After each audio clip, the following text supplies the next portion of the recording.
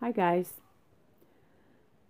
I am going to share, a I think it's a stigma that I'm beginning to see a pattern with in our medical system, and maybe more specifically, personally.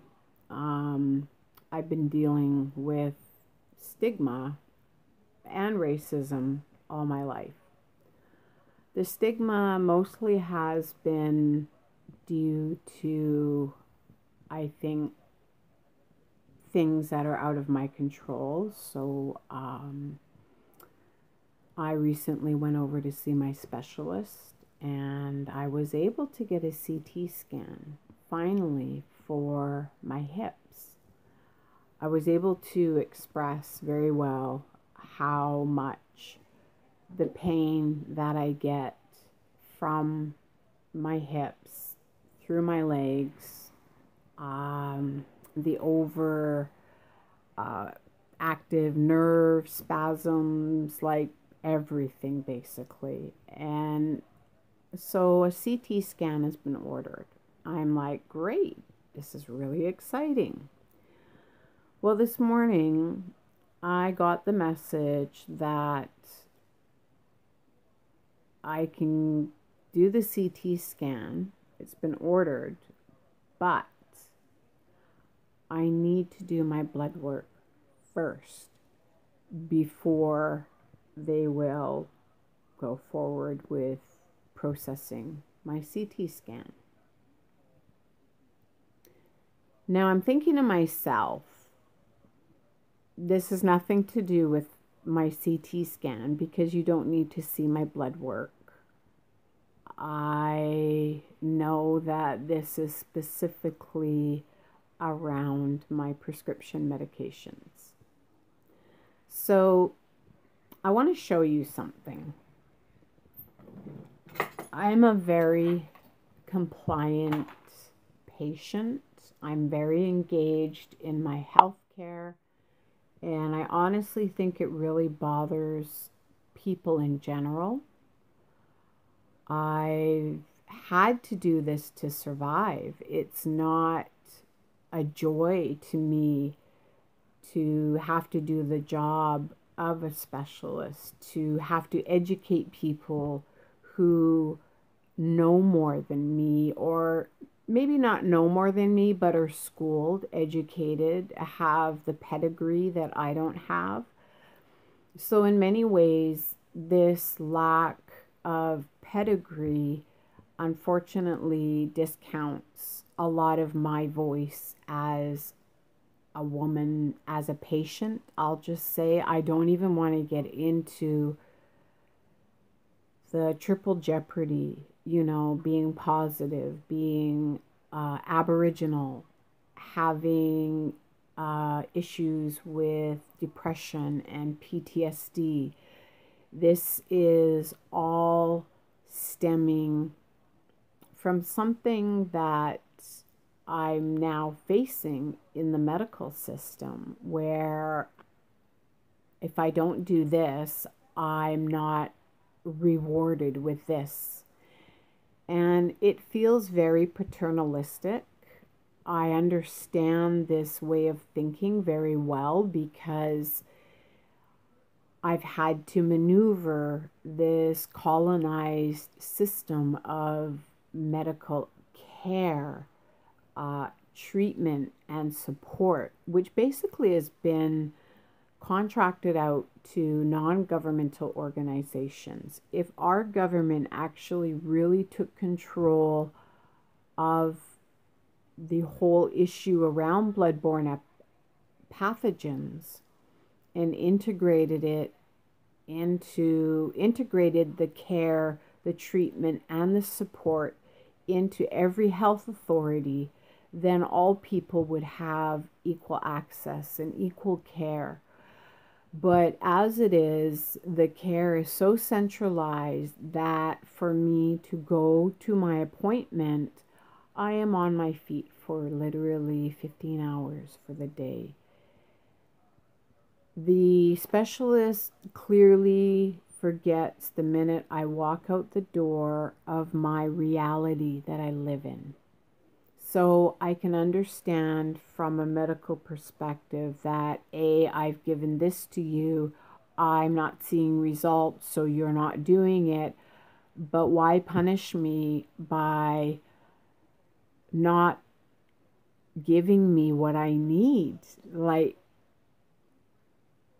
this is such a mind game. And you have to remember, I grew up being severely mentally abused.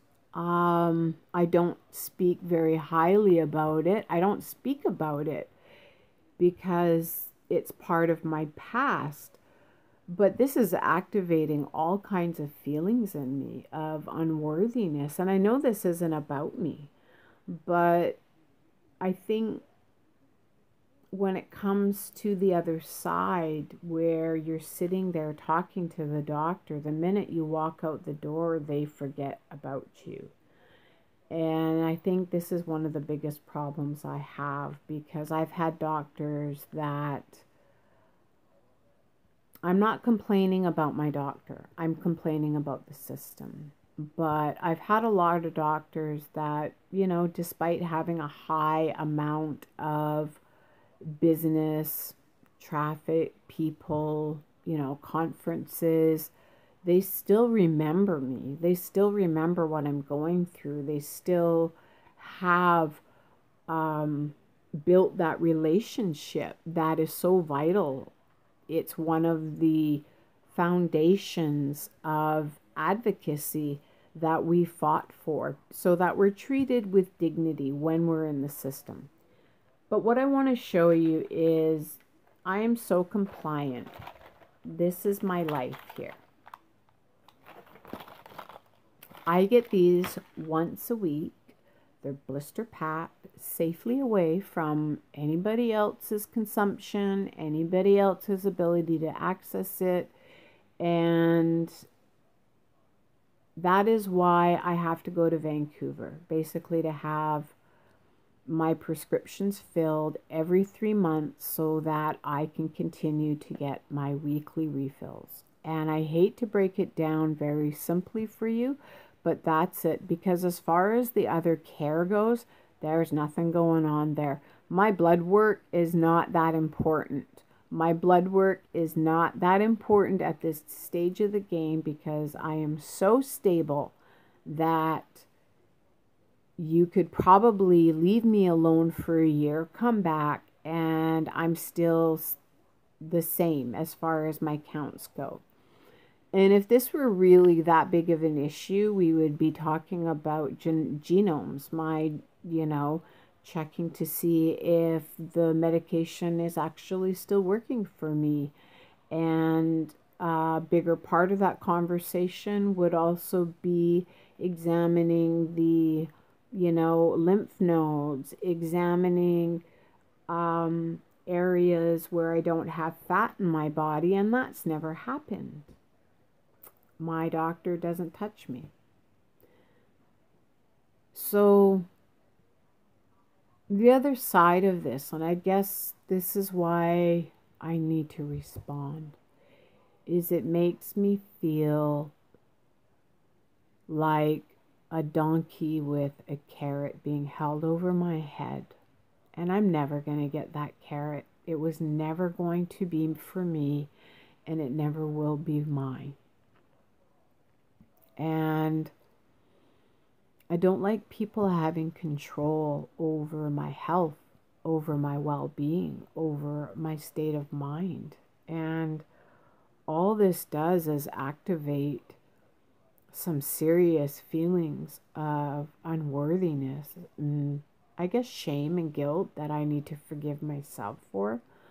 But I talk to a lot of other women and men, and I'm not the only one that feels this way. You know, we're dealing with so many aspects of this industry, and it is an industry.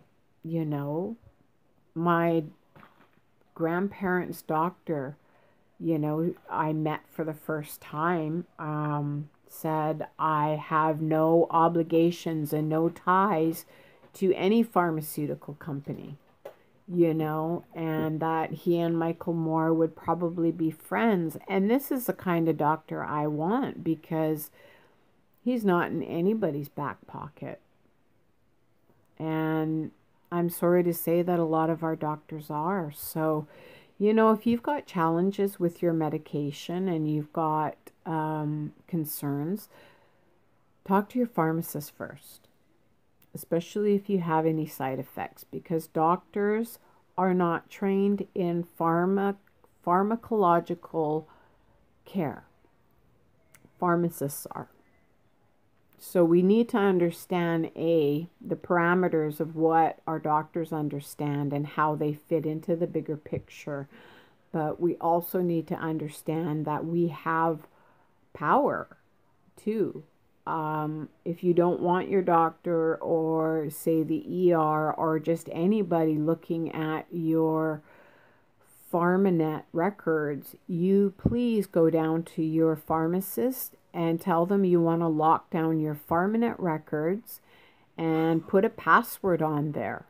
Because a lot of the times that we present at a clinic, we present with a new doctor or an ER, the first thing they do is look at the drugs you're using, especially if you're Aboriginal.